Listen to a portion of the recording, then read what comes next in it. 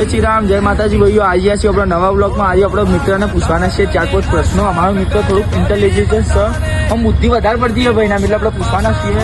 ચલો ભાઈ કેમેરામેન જલ્દી આવાજ આવતા રહો. હેલો ભાઈ મિત્ર, કેવું છે તમારે? बोलिए क्या क्या बात तो बहुत बढ़िया है. એટલે તમારો આમ કેવું ચાલે છે? આમ જિંદગી હારી फिलहाल तो जिंदगी चाले रही है सारी. ના તમારો આમ પ્રશ્ન 4-5 પૂછું, જવાબ આપશો? अब पूछा मिलता આપણા ઇન્ડિયાનો સૌથી મોટો ગેટ કયો? अंबानी गेट. અંબાણી ગેટ. ના સૌથી ભારે પ્રાણી કયું? अनंत अंबानी. અનંત અંબાણી. आम अनंत अंबानी.